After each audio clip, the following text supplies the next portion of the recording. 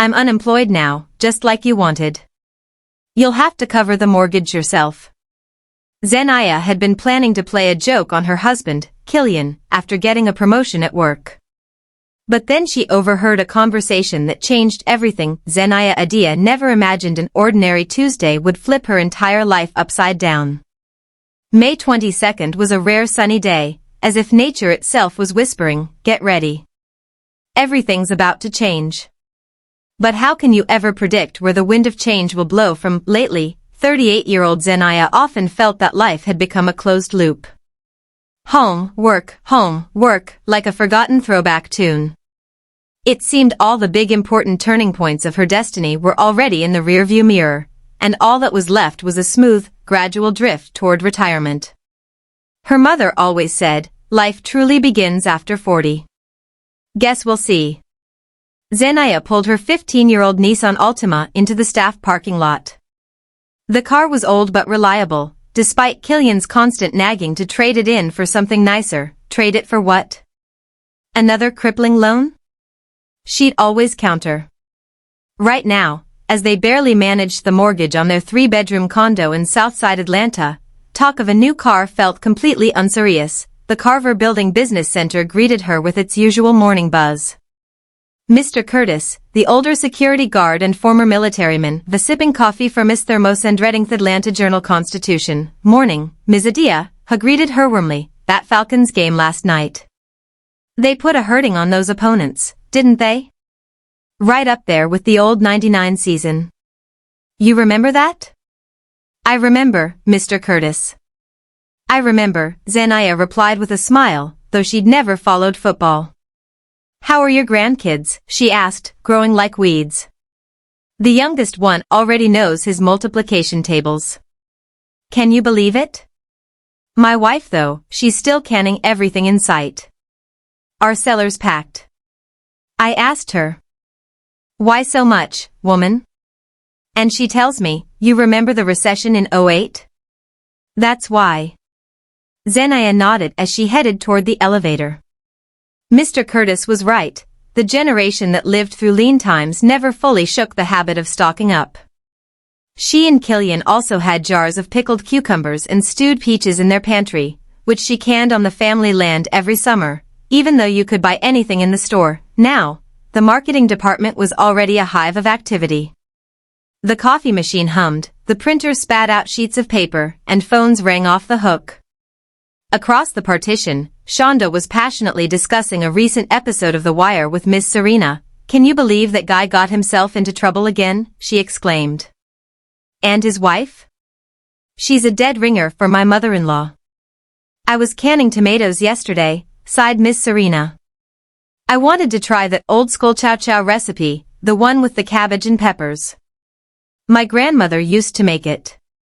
Oh, share the recipe, chimed in Kesha, a young employee fresh out of Morehouse Business School. I made my man a batch, and he ate the whole thing in one sitting. Zenaya hung her jacket, set her bag on her desk, and looked around her small private office, separated by a glass wall, a perk of being a senior manager. On the wall hung a calendar with inspirational quotes, a birthday gift from her colleagues. On her desk sat a photo of her and Killian vacationing on the coast in Hilton Head 3 years ago. It was their last real vacation. Then the mortgage trouble started, requiring them to take on extra work, and beach trips became a distant dream. She spread out her papers, turned on her computer, and started the electric kettle. Her slender fingers, the only luxury she allowed herself, with neatly done acrylic nails, began to fly across the keyboard. She needed to finalize the quarterly report for the marketing campaign of a national retail chain. The work was almost done, needing only a few final tweaks. Good morning, Busy Bee. A cheerful voice came from the doorway. Amari Dixon stood there with 2 cups of coffee. Thought you could use some rocket fuel, he said. Bet you were up late finishing that report. Zenaya smiled gratefully. How did you know? She had been up late editing figures. Killian had already been asleep when she got home and was gone before she woke up. Lately, they barely saw each other. Thank you, Amari. You're a lifesaver. She took a sip. cinnamon cappuccino, just how I like it. After working together this long, I know all your weaknesses, Amari winked, perching on the edge of her desk. How's your big account? Tamed it yet? Almost. Just a couple of charts to fix and it's ready. How about you? Making headway with the electronics account. Yeah, that's a tangled web, Amari began, but was interrupted by Sable, the young secretary with bright pink nails and a matching blouse, who burst into the office without knocking. Ms. Adia, Mr. Davenport is calling for you, she chirped. Right now. Urgent. Zanaya's heart did a traitorous flip. The report? Did something go wrong? She'd checked everything 3 times. 38 years old, and she still felt like a terrified freshman when called before the boss. Her palms got sweaty, her mouth dry. Is everything okay? Amari asked, noticing the change in her expression. I don't know. She stood up, smoothed her pencil skirt, and adjusted her beige blouse. Maybe it's about the retail chain, although I haven't submitted the final report yet. Don't worry, Amari said, squeezing her elbow reassuringly. Mr. Davenport is tough but fair. Besides, you're the best marketer in the company. He knows that. If only, Zenaya thought, heading to the CEO's office. The reception area was impressive, massive mahogany desk, leather sofas, abstract art, large planters with tropical foliage.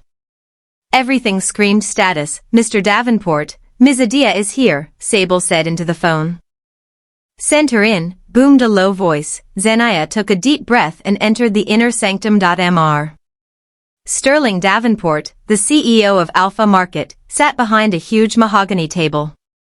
A man in his 50s with salt and pepper hair and a sharp gaze, he looked up and gestured to the chair. Zenaya, have a seat. Tea, coffee? No, thank you, she mumbled, feeling her heart pounding in her throat. He leaned back, tented his fingers, and looked at her intently. That stare always unnerved her. Well, I won't beat around the bush, he began, her stomach clenched. The board of directors and I have conferred and decided, he paused. To offer you the position of head of marketing. Zenaya blinked once, twice.